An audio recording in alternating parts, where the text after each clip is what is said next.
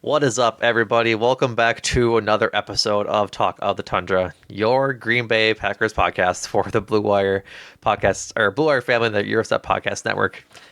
Dejectedly, I am your host Numac, coming to your podcast feeds after another another loss. To join me in talking this brutal beatdown, as much as it was a close game by the score, is my lovely as always co-host Jordan Treske. Jordan, how you doing, buddy? I am I'm in it. We're in it. Tank of the Tundra is here. Everybody, Oh. everybody, that's where we're at. That is kind of where we're at. Packers dropped to the lowly Broncos, 19-17 behind what was a strong showing from the defense for all intents and purposes, and a simply abysmal game from the offense. Like I think we just have to start there first and foremost. Is that the offense today was just a grind. Everything has been in weeks past. Everything just looked hard, and it continued to do so this week. Jordan Love, 21 of 31, 180 yards, two touchdowns, and a very bad pick. AJ Dillon led the way in both the receiving games and the rushing games. He had two catches for 34 yards receiving.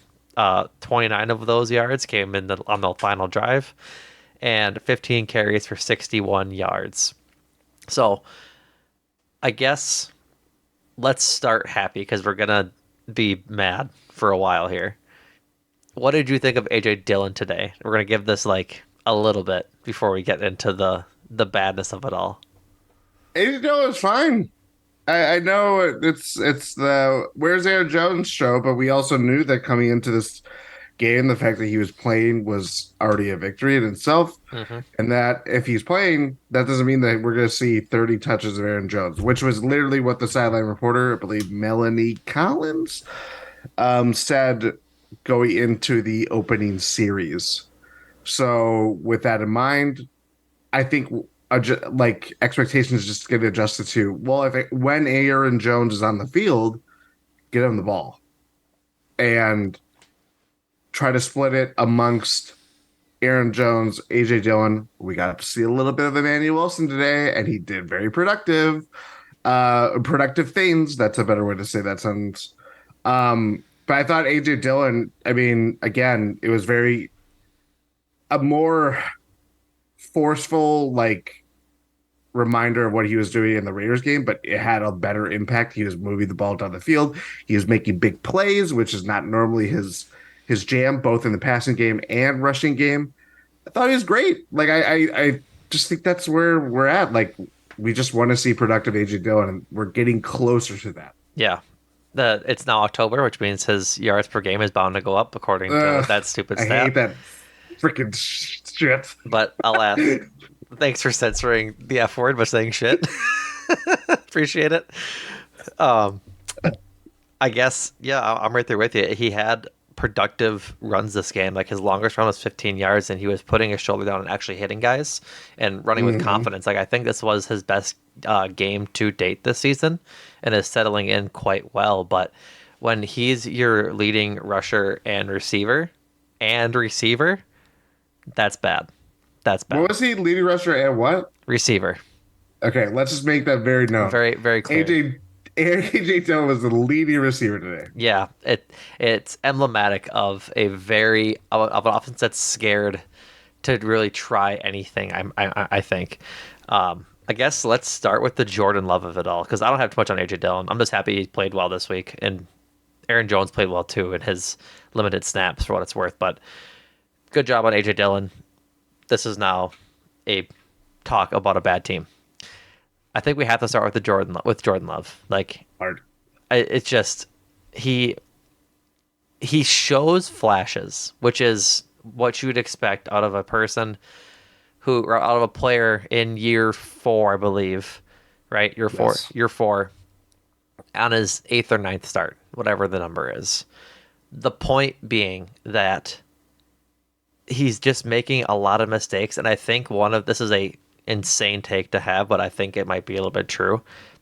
The detriment of him understudying Aaron Rodgers for 3 years was that now he thinks he needs to make hero plays, and he doesn't need to make hero plays. In fact, I wish he wouldn't, because on the Dobbs overthrow, I just saw a tweet from I think Peter Bukowski quote tweeted it, but it looks like Andy Herman tweeted it originally. Is that the initial play call was a screen to Aaron Jones, and it was pretty not pretty wide open, but it was open. He's looking at the screenshot. He's open in the middle for sure a first down, but instead he overthrows it to Romeo Dobbs for an incompletion, 4th and 4, and they kick a field goal. But like that's the hero play I think he tried to make. That's a hard throw off his back foot to the corner of the end zone to a receiver. It's a hard throw. He needed to take the easy throw there, get the first down, and keep marching down the field. They were at the 14 or 11 yard line. If they get the first down, that's a new set of downs within the 10 yard line. Like you get four more chances to try and score a touchdown. You don't need to be the hero on 3rd and 4. Take the easy stuff. And I think that's a lot of what his issue is right now, is that he's not going for the easy for sure stuff. He's trying to be way too cute in his play. Yes. I think um I think where we are at with Jordan Love and all of the rose-colored lenses that we are wearing with having a new quarterback, starting quarterback, I should make clear, is coming off.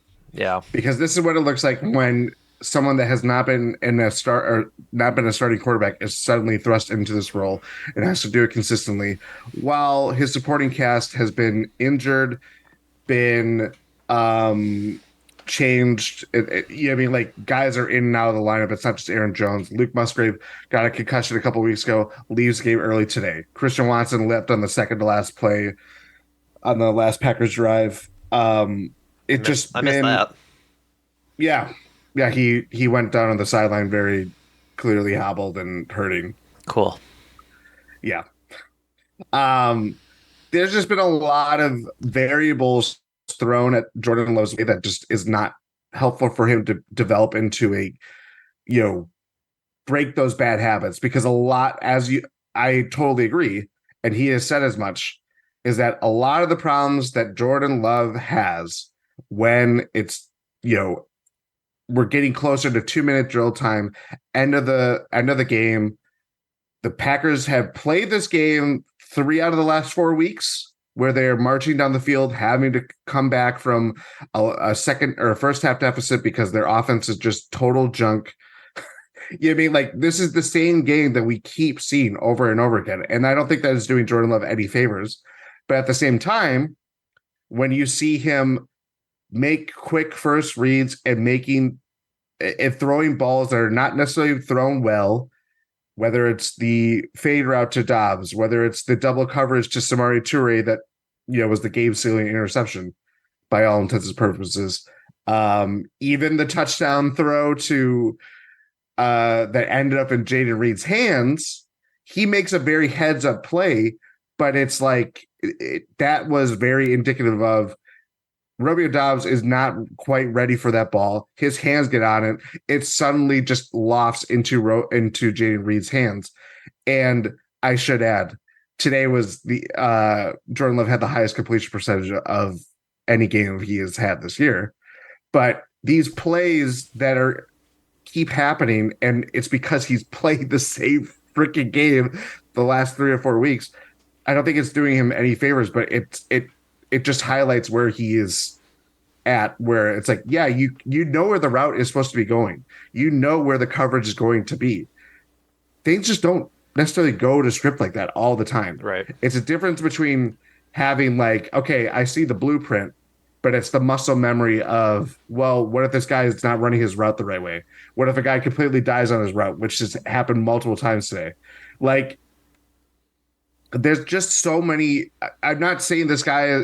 I think there's gonna be a lot of takes about, like, is he the starting quarterback of the future, and is he a starting level quarterback of this league now? And a lot of evidence points to he's not the starting quarterback for the Packers long term right now. But I would also say not a lot has been helped he has not benefited from a lot of things either because, as we mentioned, AJ Dillon was the leading wide receiver today. And I don't think that is all because Jordan Love can't throw more than 20 yards or is throwing at his first read at every chance. I think there's a lot of other things at play. I don't think that you're entirely wrong in that either. Like I think that the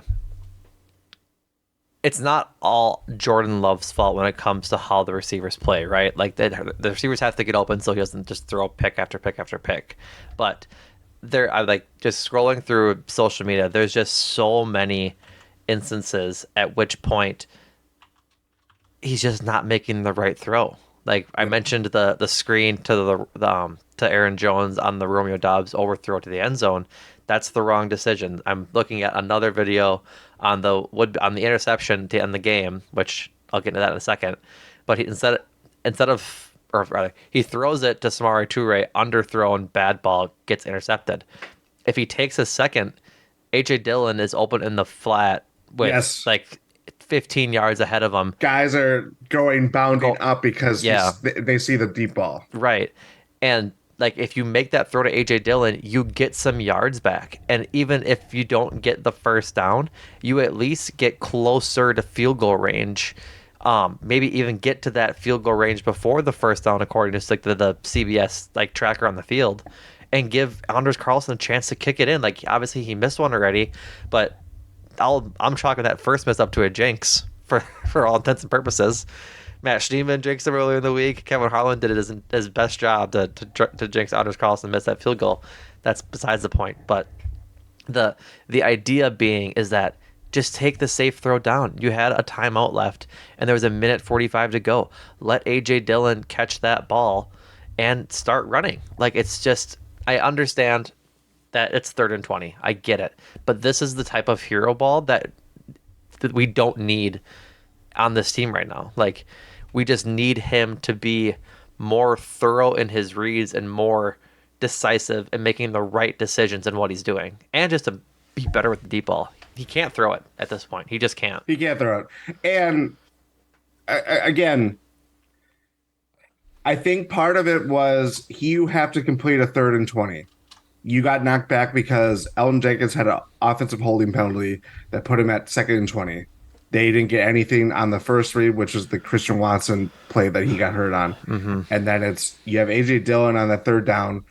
Romeo Dobbs runs kind of an out route that would have been well under what they needed to get a first down. But still, you're going to be running a 4th down regardless. It's a must score. You're out of field goal range. That's where it's like that whole drive is just indicative of you get into field goal range. They were in field goal range. They possibly had this game dead to rights. Yep. And a holding call knocks them out of field goal range. It's a must pass opportunity. Your best wide receiver, or at least your most talented wide receiver, who has been largely quiet all season, in part because of injuries too, gets hurt on a badly thrown ball by Love that was thrown behind him. And that's where, as we were talking about with Paul Bradle, like there's just like this avalanche effect there's not just one thing that goes wrong. It feels like when one thing goes wrong, it's 3 things. And it happens on drives, it happens in games, it happens from week 1 to week 7 or wherever week we're on right now. Like, I just think it's just not great that we are, I would say, at least stagnating with Jordan Love's development as a quarterback, and that they are playing the same game every time. It should not. The reason, the biggest thing for me, and this is going to veer off of Jordan Love talk, but it is particularly egregious to get shut out coming out of a bye week where their offense looked as bad as it has all season long. Yep. And that should not happen. And that's where it gets really maddening for me, is that we know that this has been, even in preseason, not much we saw in preseason obviously applies to what we have seen in the regular season. But one of the constants that remains is that they started slow. It would take a couple series before we saw the offense gelling. And it turns out that is just more of the norm of when they string good plays together, hey, things are going well. Going well. whale. When they can't, generate explosive plays, which basically was the entire first half. Like this offense is just doesn't work to No, how it is intended to run. no, it's stuck in the mud for all intents and purposes. Like it's just they can't get anything going. Um, Pete Bukowski just had a good tweet that described it perfectly. That um, I think it was Zach Jacobson, if I'm pronouncing that right, said or tweeted that that Kevin or well Kevin, not Kevin Love, Jordan Love, and Matt LaFleur talked at halftime that they needed to take more shots down the field. At which point they go, What? "That's what they said." I'm trying to find the tweet specifically, but I can't. I've seemingly lost it. Um, Hmm. Here it goes. Yeah, from Zach James. It was yeah, Wes Peter. Anyways, that was hectic for a second there. Jeez Louise. Jordan Love said that he and Matt LaFleur spoke at halftime about taking more shots down the field in the second half. He led 3 consecutive scoring drives in the third and fourth quarters, completing 11 of 17 for 133 and 2 touchdowns before the interception. And then Peter made a good point, is that Love and Matt LaFleur can't find the quote unquote Goldilocks zone.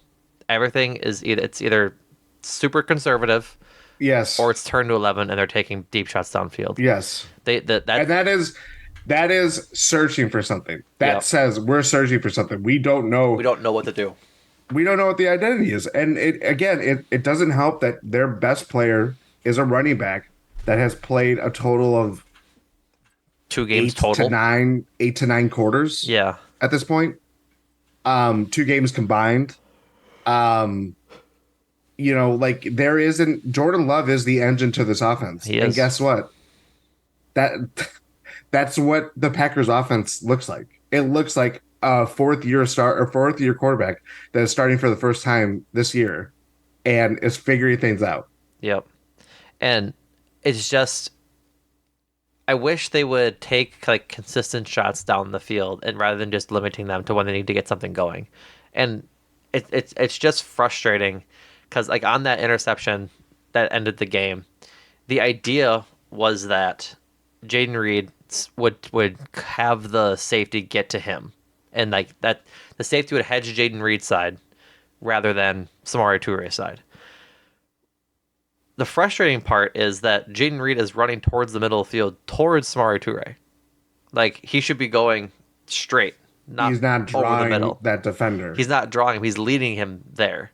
He didn't break down on Jaden Reed because he's a good enough player to then break on Samari Toure when he saw the ball thrown. And I Mhm. think that's indicative of Matt LaFleur's play design and play calling, not play calling, but just the play design in general being off. I said it in the Discord that the Jaden Reed touchdown worked out on basis of sheer luck. It was not a good play. Like No. from a play design. Romeo Dobbs should have caught it, yes. But the way that play design is or like works early is Dobbs slant route goes over the middle, and then Jaden Reed is supposed to put his foot in the ground and go back towards the other end of the end zone, away from Romeo Dobbs. But when you're throwing it that quickly and you're in that part of the field, that's two players in the middle of the field next to each other, which is like pretty basic how to run an offense is you don't have Spacing. yeah, you just have to have better spacing as receivers. And that was not what that was. Like that's a bad play design because if Romeo Dobbs isn't open, Jaden Reed isn't going to be open at like the second that his eyes go from Dobbs to Jaden Reed, he's not going to be open. He's going to have to wait for him Hmm. to get open. And with this line, it's not going to have a lot of time. He didn't really have like loads and loads and loads of time today. And so Ryan Wood had some stuff to say, or rather had tweeted what Jordan Love had to say about the interception. Said that they had the right route concepts and that I'm just gonna read the tweets. My apologies. Jordan Love said Packers had the right route concepts against the Broncos coverage on the 3rd and 20. Jordan Love didn't expect PJ Locke to be in position to make a play on the football. Love said he didn't see Locke when he released the pass. It's just a play I've got to learn from. Like, yep, we know that already. I talked about the Jaden Reed stuff. Um, it's just there's a lot of learning happening, which we have to be understanding and like willing to wait for, right? but I feel like there's been 4 interceptions in the last 2 weeks, 2 games rather, that just didn't lend themselves to being any sort of successful. Like even on that ball to Samari Toure, if he throws it well enough, I just don't It's see incomplete. it's incomplete if anything, right? And if he, it's a hard throw, is my point. They're forcing Jordan Love to make hard throws, and he can't make them right now. And Yes. he's this it come to come full circle. These are the flashes in the pan I was talking about. That throw against the Falcons, where Matt LaFleur got up on the podium post game after a loss and said, "There's only like 5 guys in the league that can make that throw." Well, I think all 32 starters can make a throw like that once, right? They're all NFL quarterbacks. Yeah. And I think we might have bought in a little too early, drank a little bit too much of the Kool-Aid, kind of had our rose-colored glasses on, getting excited about it. Again, it's first year, but I think the biggest thing is that when you sit a guy for 3 years, it shouldn't be this rough to start year 4. Like it just shouldn't be. And I'm willing to be understanding and let him learn, but nothing is going well right now. Like they can't get anything going. And they had some stuff over the middle. Like there was a 3rd and 6 play, 3rd and 4 play. I think it was in the third quarter where they had Christian Watson in motion from wide out left, motion in, and then they snap the ball and he takes like 2 steps upfield and has a crossing route over the middle. It's Yep. short. It's short of the line to gain, but he was wide open. Like instead of, and he could have thrown to Christian Watson and hoped that he got the first down. This is a hindsight kind of idea that if he throws it and doesn't make the first down, I'm asking why they're throwing short of the sticks. But he passes over Christian Watson and decides to run, and I think does get the first down. But it's plays like that where I would rather him honestly just throw the ball and get the completion and make Christian Watson make a play because he's talented enough to do so. He's fast. If he can put his foot in the ground and lunge forward, he might be able to get there. But I just want to see him completing more things like this because they don't ever get throws short in the middle. And that means they don't have to worry about covering the guy over the top or like they can let the guy cross over the middle for free because they're not going to throw it. They'll run with the guy deep. Yeah. And that's part of the issue, right? Yeah. And so it's just hard right now. It's just hard from an offense, and when you don't have receivers getting open, it makes it harder on Love. And it's just they need Aaron Jones at full strength, and I'm not expecting Aaron Jones to fix this offense, but I think him just being healthy, having a bigger workload would help this team immensely right now. Yeah, again, the formula for Jordan Love to succeed has always been if you're about being the system quarterback and playing to the idealistic way that you want to play. It's about making quick throws. It's about getting targets, leading targets into the ball. None of that is happening right now. We saw very few glimpses of like there was a wide receiver screen from Romeo Dobbs that was their best play in the first half by far. And it led to a drive where, of course, Anders Carlson missed the field goal, but it was moving the ball in the right direction. It wasn't just, moving it inch by inch and then they're having a 3-and-out and stuff like that. Just nothing, to your point, nothing has been easy. And it is that quote is just mind boggling to me that they both would agree at halftime that we should start taking more deep shots and I understand what opening up the field does for other people, running underneath routes or whatever, but it's like that does not work. Your personnel is not suited for that. Samari Toure was only out there because Christian Watson got hurt, and there's not a lot of receivers on this team that are able to play. And again, it's the avalanche effect of or snowball, I should say. But part of the other reason why the first half was just so abysmal, and I'm going to credit Paul Pradel again because he's just a really smart Packers person to begin with. But when the Packers were doing well, it is converting smaller third downs if it gets to that. Every drive in the first half, save for maybe that Romeo Dobbs one, where he got the first down or like the 15-yard play. It's 3rd and 10. It's 3rd and 9. It's 3rd and 7. Like you are asking a lot. Hmm. And considering that Jordan Love had a lot of time in the pocket but is not releasing the ball, that means guys are not getting open as fast as he's seeing them. Right. So what is that? You know what I mean? Like again, everything is twofold. What we think of Jordan Love as a quarterback should be equally applied to the weapons that he has around him. I And agree. I agree. and that's where it gets really tough to just analyze football in general, whether it's a really good quarterback or a guy like Jordan Love who clearly has a lot of things to work out and isn't necessarily being have or doesn't have the supporting cast to help him work out his weaknesses with. Right. And I think that is a good point to then not shift the conversation, but talk about some blame coming down on Brian Gutekunst and Matt LaFleur creating this team, right? Like they hit the reset button so hard that I think they broke the fucking button. Like they I'm serious. Yeah, They yeah. they punted all their veterans away. Like they could have given Mercedes Lewis probably a contract that he'd have been happy with, but they didn't.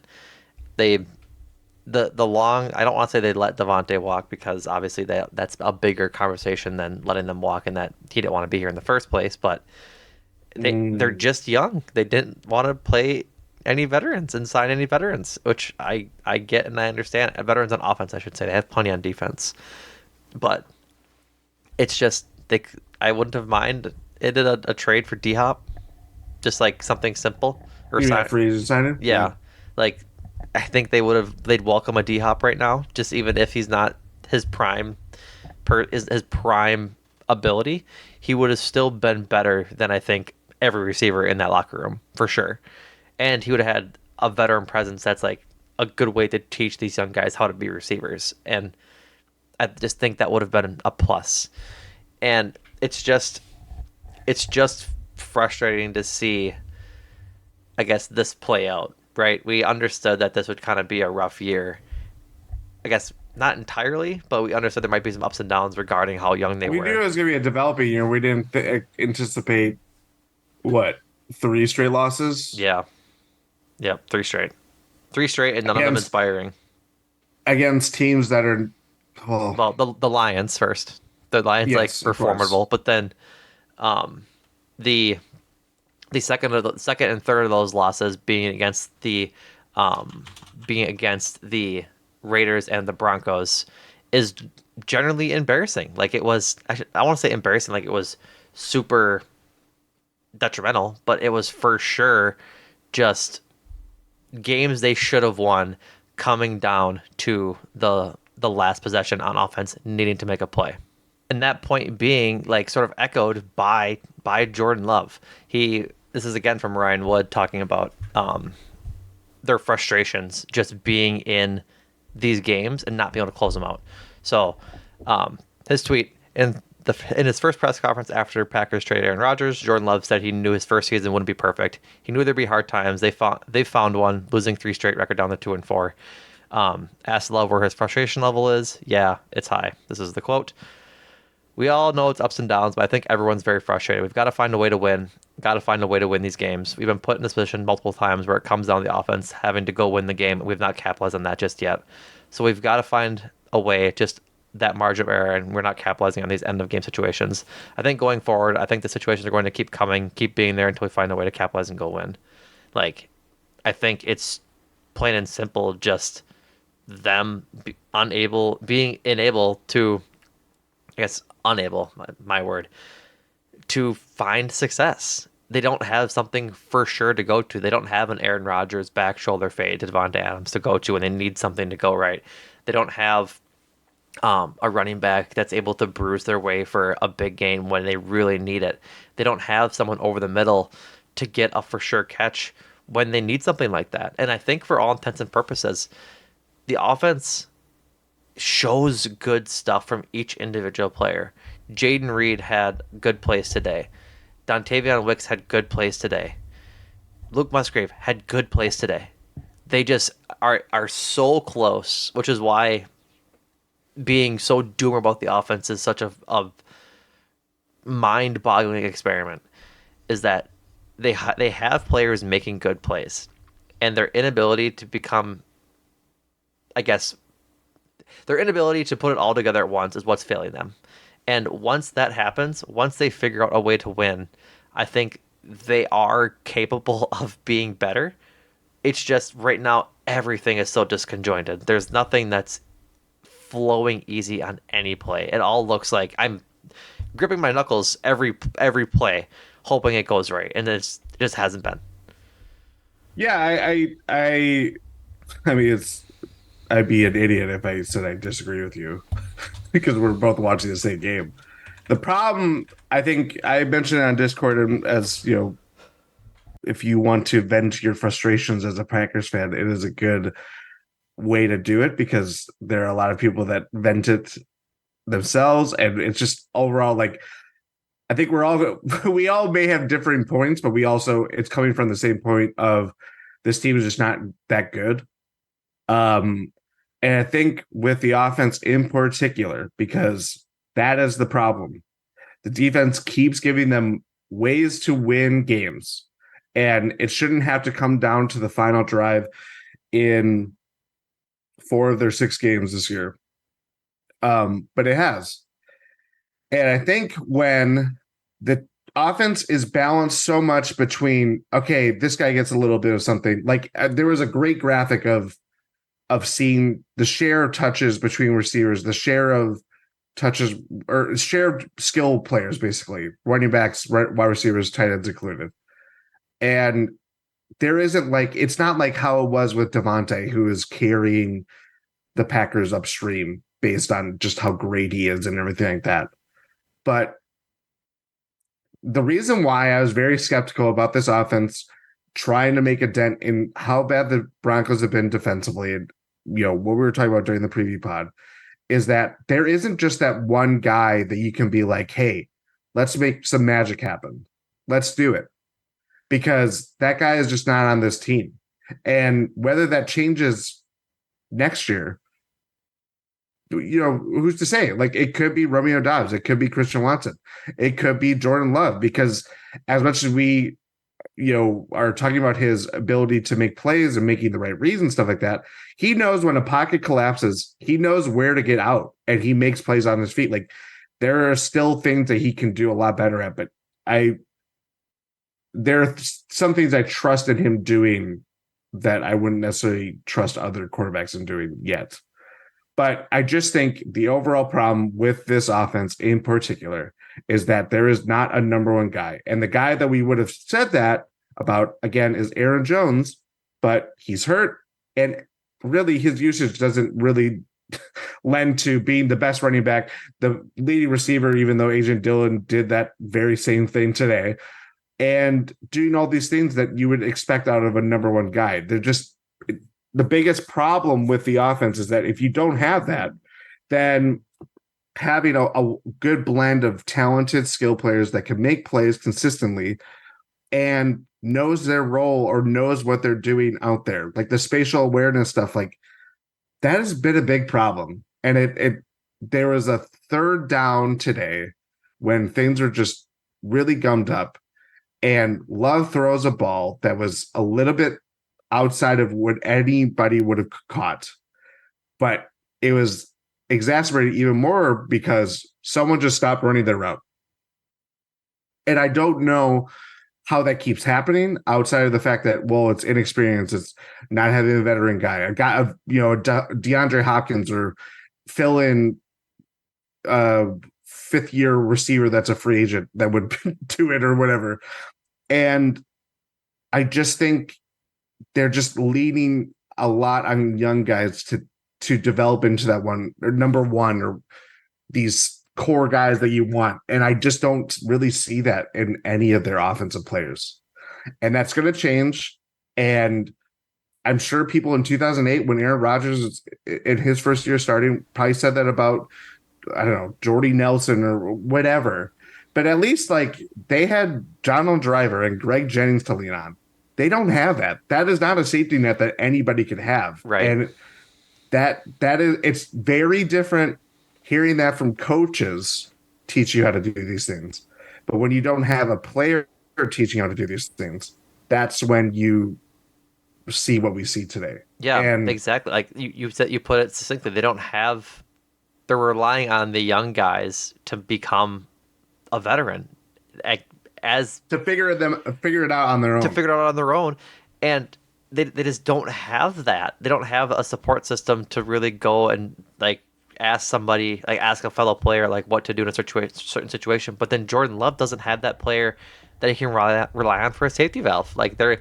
they need one of these receivers to become a veteran next week. Like that's just really that how it needs to go. But yeah, between guys not finishing routes or routes coming off flat or whatever you want to call it, it's not there right now. It's just not there right now. Yeah.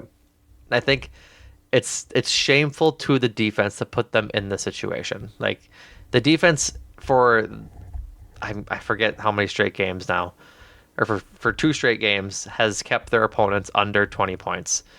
Um, 20 points against the Bears, 17 against the Saints, 17 against the Raiders, and 19 against the Broncos.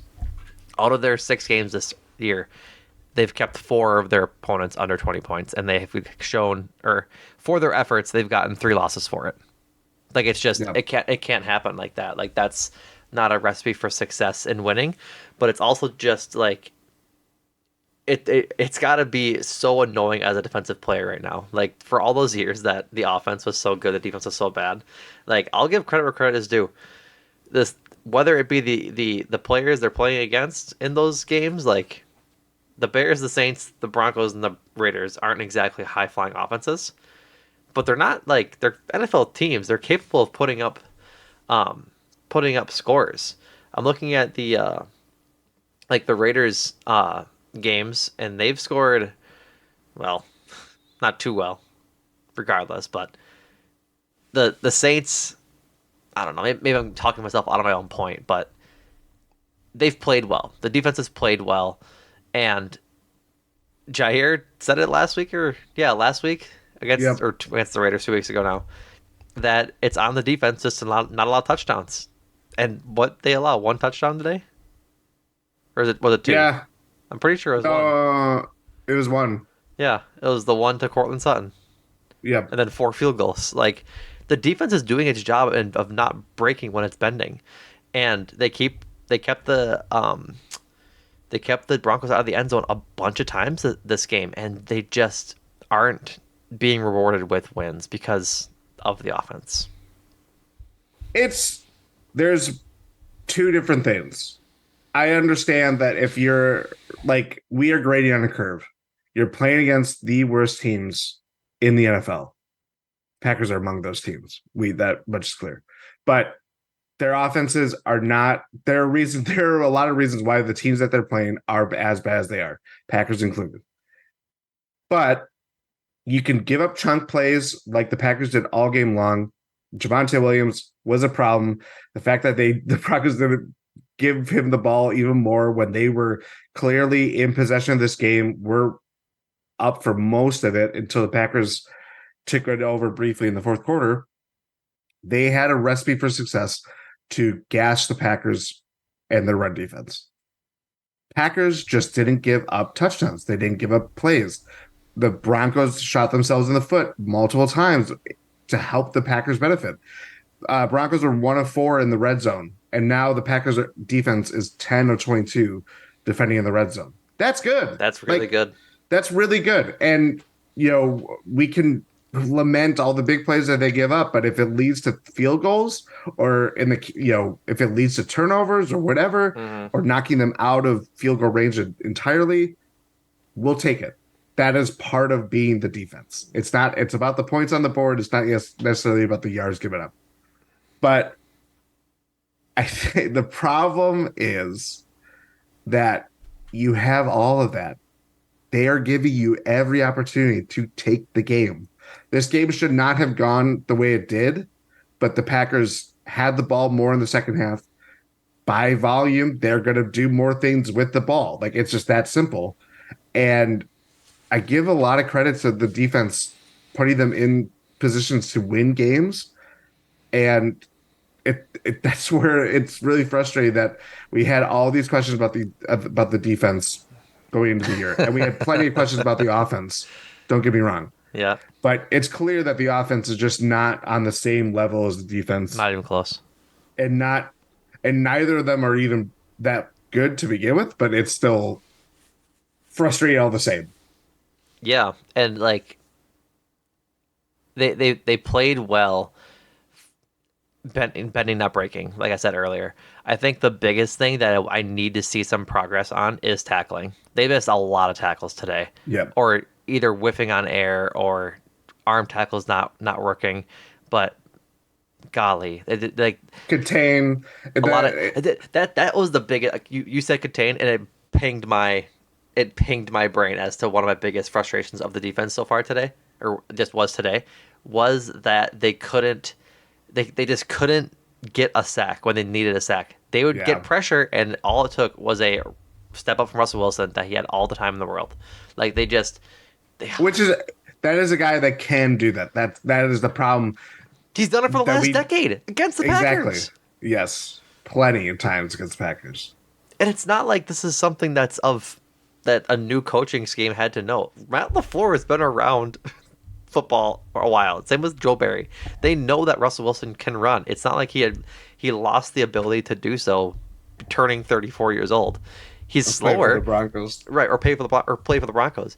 Regardless of it, he still has the ability, and he burned the Packers on a play on tonight. It's just frustrating one tackling because they've never been able to tackle. I've said this before. They're just poor tacklers. It's that flag football. Shut up.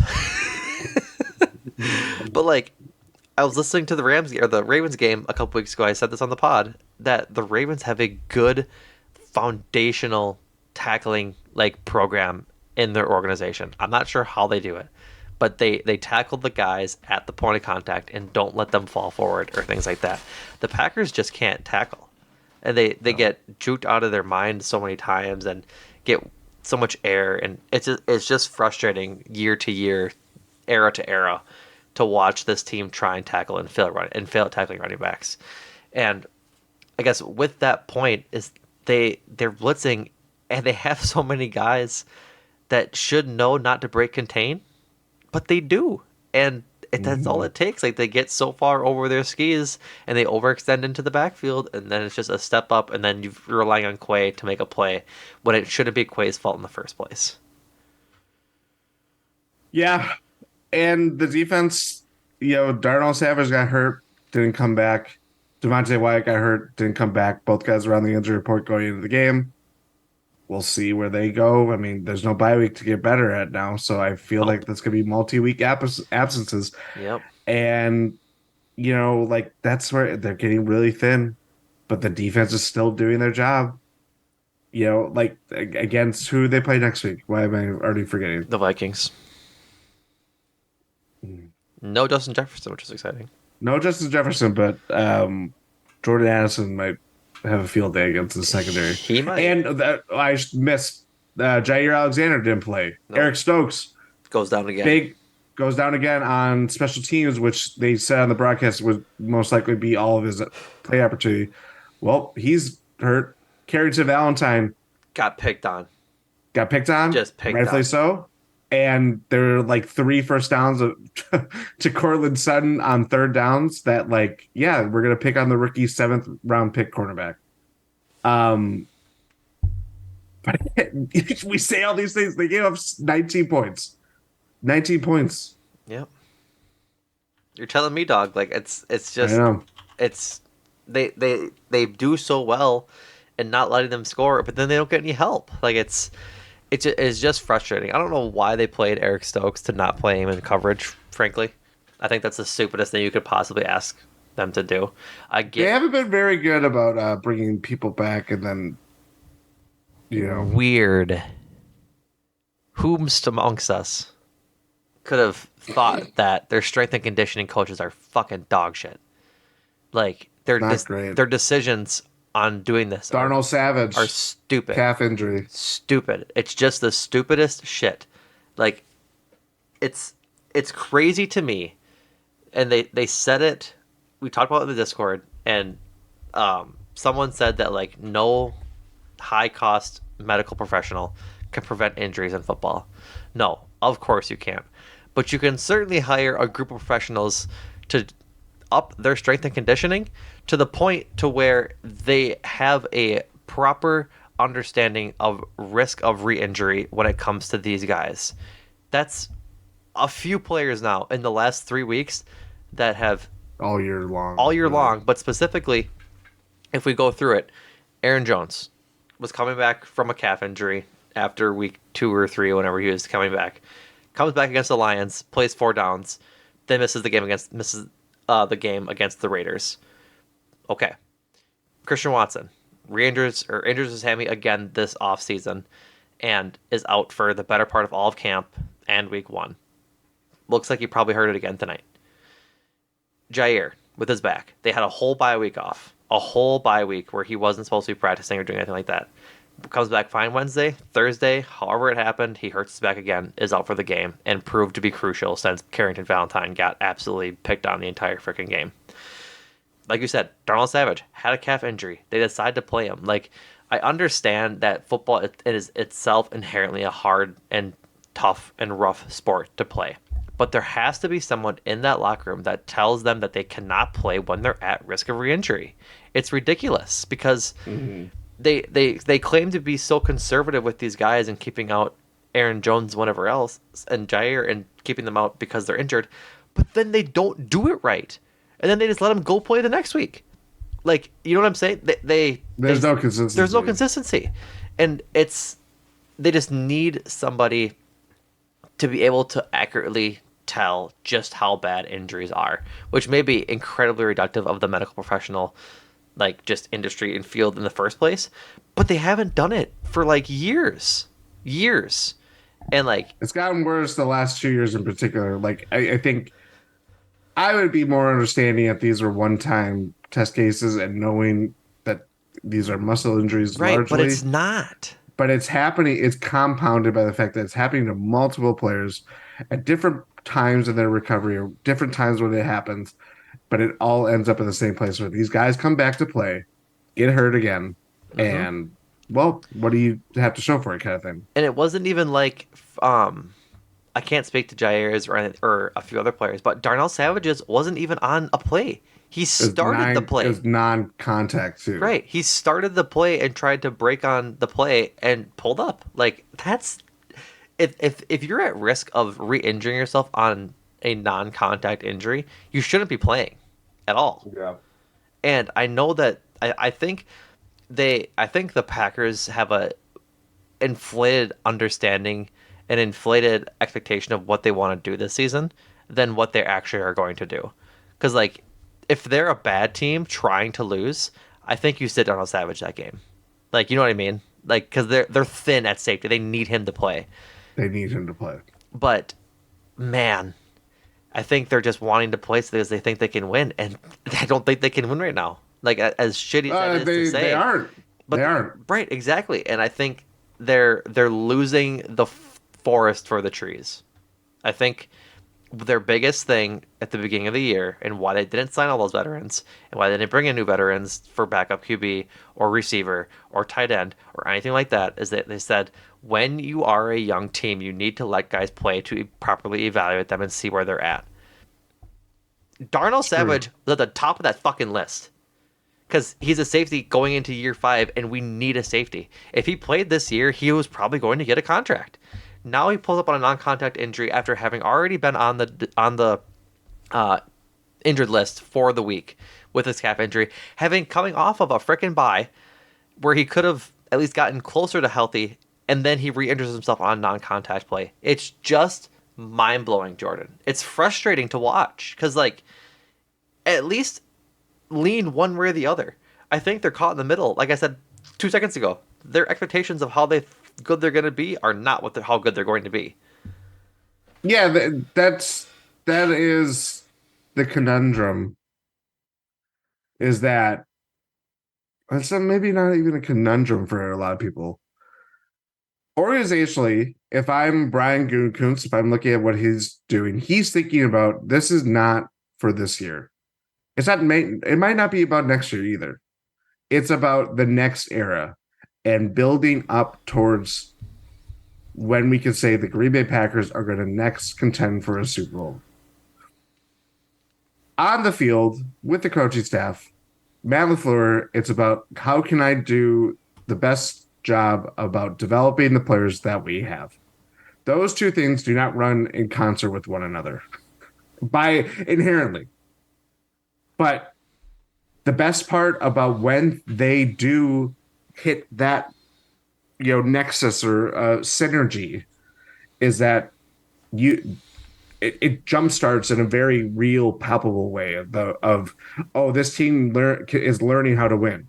Oh, this team is learning how to win in the National Football League at the highest level.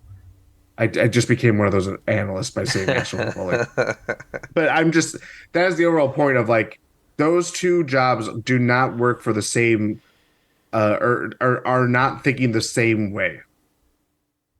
The problem is that the organizational vision of what the Packers look like this season, next season, is like a dangling a carrot. You know what I mean? Mm-hmm. It's really like, okay, we're building for this next era. We hope that we have a lot of the pieces in place to get there as soon as possible. And I think based on a lot of factors, I don't know how many building blocks we can name that will be on the Green Bay Packers when they are good, like When they're really good good. next. I think so far this is getting into an off-season conversation. I don't really give a care at this point. You asked, so I'm gonna answer. Maybe it was rhetorical. I don't care. No, I want you to answer. I think foundational pieces for when the Packers are going to be good next. There is like two or three in offense. I will say, yep, Wow, because that's a lot more than I would have felt. they're young. It's Luke Musgrave, Jaden Reed, and Zach Tom. I'm not throwing Jordan Not Love in even there. Elton. I don't think he's going to be around when they're good. I think his contract runs out once they're good. That's a few years. It's a few years. He just got an extension last year. Listen, dog, I know. But like Jaden Reed is Oh, showing flashes. Luke Musgrave is showing flashes. He went out. I would not. I'm just my little pushback. I would not. I view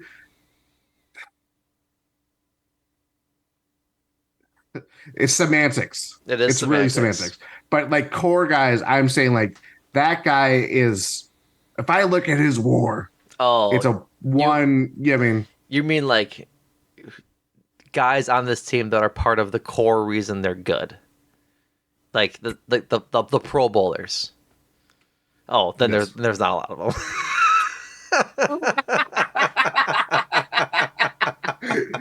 Yeah, them. Yeah, there's not a lot of them. that ended. What? Well, that was offense. What about defense? That's a good question. Maybe Quay.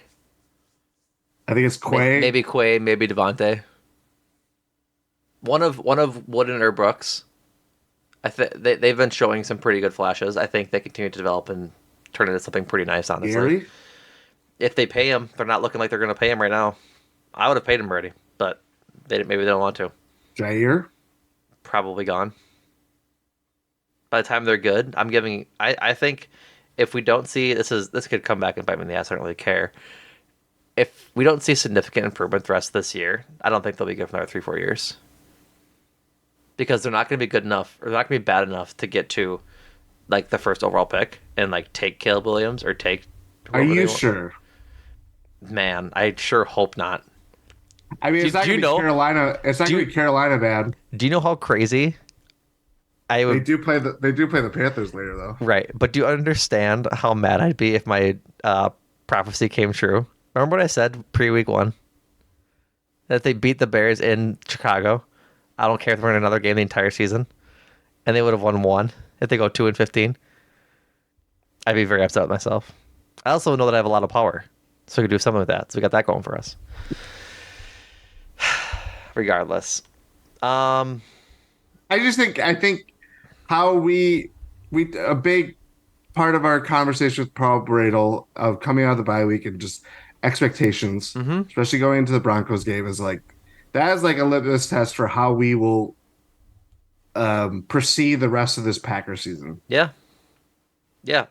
And I don't really care about wins and losses anymore. I will care in the moment, but for me, I want to see the Green Bay Packers players that I think will be there when they are good again. And it is a problem that we cannot name at least five, considering they're really young and they have flashes of potential and all that stuff. That's Well, I not guess good. what is good I'm above saying like, 500? what do you mean? Like, is 9-8 good? This Or for this season? no? We're going back to the question of Oh, I mean like winning when at will the least Packers? winning a division title, even if Right. that looks like the NFC South this year. That I think that's further off than them being good. I really do. Like I think that I think I understand we're being quite doomy right now, but I don't think we're incredibly off I base. don't, but I think that's reflective of That's what, what's going on, right? right? No, I Yeah, that's what I'm saying. But they're pretty far off from winning a division title with how these Lions look and just the rest of the NFC North. Lions. But like if we're talking like 9-8, I think that's closer. That could be 2 years away versus like 4 or 5. That could still be this year. Brother. Just I'm just throwing out possibilities. Sure. Pass it over here, buddy. I'll take a little bit if you want to pass it. Um I think that's closer. Like 9-8's above 500, they're winning more than they're losing. That could be honestly next year. Like if everything is Good. If if they're that bad this year, they'll have a top pick that if they normally ever don't have. if everything is comes into concert, that could be next year. Everyone starts to develop and takes huge strides. Clearly that isn't what happens all the time. But that could be next year. They may not win the division or get to the playoffs, but they could be 9-8. If they're going to be bad this year, they'll have a bad schedule like they did this year, next year. And so it's just we'll see. But I do agree that it is a problem for the Packers that they don't have institutional guys right now.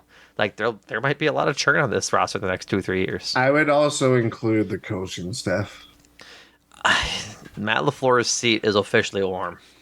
I think he got I'm not into. gonna say that. I don't think he will be fired this year if it continues. I don't dog. If they go 2-15, he might get fired. Well, I don't see them losing the rest of the season. I don't see them losing out the rest of the season. See, here's what I want. Here's a thought exercise. I want you to look at their schedule and tell me where they win. Because I'm looking at it and it's hard. It's hard to envision them winning. It's at hard all right now. No, just in general. Like they have tough games, and I should say that. The problem is I that shouldn't say this tough is games the because more cake or cupcake part of part right now we do it just ended. Because like the point being is that there are teams on this in the rest of their season that they could beat, but they just played the two worst teams that they could have beat, or they could have beat besides the Panthers this season, and they lost. And there's no offense. I think they beat the Chiefs. Shut up. Giants In New York, you're on the road. hell? If you're Monday night. like the Giants are bad too. Don't get me wrong. They won They're bad too. They won 47 tonight. But that's my point, Jordan, is that like Yeah. they should have beat the Raiders. They should have beat the Broncos. They should beat the Falcons. They should beat the Falcons. They should beat the Giants, the Bucks, and the Panthers. Will they? They haven't found the way to win. Remember, we talked at the end of the Falcons game. It's about finding ways to win when you're a young team. These last two games are the epitome of games you need to find a way to win, and they can't. No. So when are they going to do it? And that's the question. That's the question eluding the Packers right now. Not great. Vibes are horrendous. Vibes are very bad. We are officially the fact podcast that- of a bad team, and I don't like it. It's true. It's true, but I just think we knew that this is part of the many possibilities that this season could have played out. It sucks that it is playing out the way it is. It sucks that it is calling into question everything about what the organization has done over the last 2 years in Hmm. particular, or Yeah. going back Let's go even back. further. Let's go back to Basically, 2020 yeah, because drafting Jordan Love is looking worse and worse by the game. I hate to be that guy, and I'm supportive of him, but it's looking worse and worse by the game. yes, I understand that as much as I want to fight back on it, but in terms of in terms of just prospect evaluation, yeah, he's just not been Good. great. It. I. But I think the problem with where we're at, as you scratch your head, is that like it's everything that we thought would be okay. This is what we can at least fall back on. This is what we could at least fall back on. It doesn't help that they are in positions to win games and are failing that test more often than not. Yeah. They got the Saints game and we all celebrated like pigs and shit, but that was not reflective of where this team was going and where this team is at. And I think I understand why people might have like we were blinded by the Bears game, we were blinded by that comeback against the Saints and stuff like that. But like you can only judge what you see in front of you. Yeah.